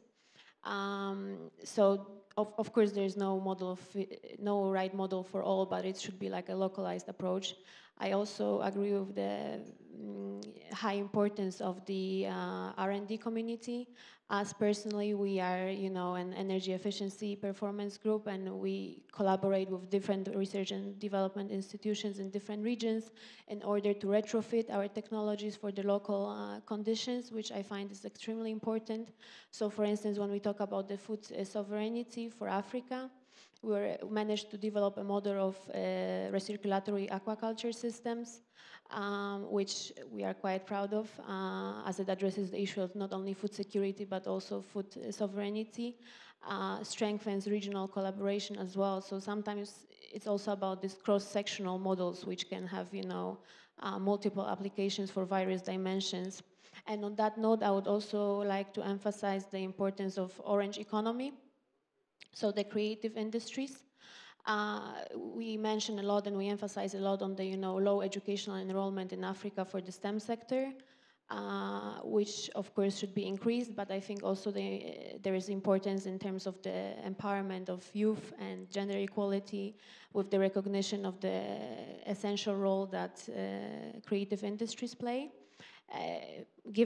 To visualize this, I would like to give the example of Nigeria, where the oil and gas sector creates around 315,000 jobs, whereas the estimates indicate that by the end of 2025, creative industries would stand for 2.7 million jobs. So this is also very, very applicable when we discuss about the youth empowerment aspect. So yeah, there is a need to have a sound operational model as well as institutional model, especially with the reporting periods being 2 years long. There is a need for continuous stakeholder engagement to keep the conversation going. I know you're running out of time, but continuous stakeholder engagement, I think that's the magic phrase for every one of us. It's a work in progress, but I want to come to Professor Rama with my last question. The report deals with, and if somebody can pass him a microphone very quickly, the report deals, first of all, with several things that it can do. It tracks performance, it measures quantitative outputs, takes a look at public accountability, it's a diagnostic tool, all well and good. But on the one, that's in the middle. On the one side, there's public perception, which you've gauged, which you've assessed, and I think that's the best barometer for how governments are delivering, public perception. But on the other side, you did say earlier that there's several factors that have contributed to very poor public service delivery on the continent. Among those, aside from illicit capital flows, as well as financial profligacy, I recall you saying, is the issue of state capture and corruption. How can we, in societies and in countries where there's absolutely no regard for an index such as this, marry, on the one hand, public perception and force the hands of government to actually begin to use this as a very useful social economic tool? Thank you very much, Victor. I think the whole issue here is that the best way to deal with corruption is to shine the light on it. And when I say corruption is not the domestic, but also the external. So by providing this index that as the data will be out there, the citizens will have it, and through AI tools, we'll make it available on mobile phones and so on. The best way to hold political officers, officials, and public servants accountable is to provide information. So by providing that information, making it available, it will also allow for self-reflection, which I've heard many of especially the minister from Mauritius saying, for countries to now have that self-reflection on how to be able to move this forward. Perceptions, because that did come up when we were doing regional surveys and regional consultations on this subject. Perceptions are often stronger than reality. And any public servant cares about how his or her services are perceived. And that's why, in addition to the output indicator, the outcome indicator for me is so fundamental. And bringing both of them together in this composite index is a formidable tool for us to advance democracy, advance transparency and accountability, but also for citizens to hold accountable their public servants for how they serve them. So, and since I have the mic, the point on education is there. We have in the 5th high fives of the bank improving the quality of lives of people. So there we have several sub-indicators. But then in the consultations, we focused on the things that countries, citizens themselves says, we need measuring at this moment. But then we take that feedback in the next session of the index, we will explore having a sub-indicator within that fifth indicator on education. Thank you very much. Thank you very much, Professor Rama. And on that note, I'd like to say a very big thank you to His Excellency Mr. Lukmana Pentia, the Minister of Public Services and Administration Reforms in Mauritius. Again, we love the 4 Ps of people, public-private partnerships, very well said. Mr. Epifani Zoro Bibalo, present, of the High Authority for Good Governance in Côte d'Ivoire. And I'm so delighted that you said earlier in your report that this report will be used in the next National Planning Development Plan for 2026 to 2030. Very, very heartening to hear. To Professor Soji Adelaja, thank you very much, Michigan State University, but thank you again for the support that you provided and the background context that you've also provided, as well as the strong support to Professor Rama and his team. Very much appreciated. Kindly give him a round of applause. To Mrs. Chioma Njoku, Director of Programs at the Igi Makwede Foundation, very, very much needed. We thank you very much for the work that you're doing, groundbreaking also. And to Mr. Bertrand Asamoy, Country Director for Tony Blair Institute for Côte d'Ivoire, thank you again for the excellent work being done and for the work that you're doing, engaging with other Tony Blair Foundation partners on the continent. To Alexander Widok, thank you for the work that you're doing. Thank you for being a part of our panel today, CEO, Gulf Energy Efficiency in the United Arab Emirates. To Ms. Dussuba Konate, working out of a very, very challenging environment in the country of Mali, where the rubber really begins to meet the road, given the many challenges that Mali is dealing with. Thank you for working in very, very tough terrain, but your work is making a difference, and I'd like you to kind of give her a really warm round of applause here. Thank you for joining us. And I want to say, reserve the larger thanks to our audience this afternoon. Many of you came either without lunch. We started a little bit late, and we came shortly after the news of the announcement of a new president, the nomination of a new president, Mr. Sidi Oulta of Mauritania. Please give him a round of applause on his win. And beginning September 1st, he'll be taking over the helm of leadership here at the African Development Bank, Africa's premier financial development institution. We wish him and his team and the rest of the bank all the very best as we continue to move the agenda forward. I do know that another session is about to begin shortly. To our audience, thank you once again for your patience and for being a part of this. Thank you for moderating such in an excellent way. Thank you very much, Honorable Minister. My final word is this. My final word to all of us is this, that it says that the greatest human need is the need to be understood. And in understanding, connections are made. So as we've listened to our audience, to our panel here, and as we've listened to Professor Rama and Dr. Adeshina, I do trust that we'll be better positioned to make an even bigger difference on our continent. Once again, thank you very much, and have a wonderful rest of the evening. We'll just take a quick family photograph on the platform, and we will be done. To our panelists online, thank you once again for joining us. Au revoir. Pleasure was ours.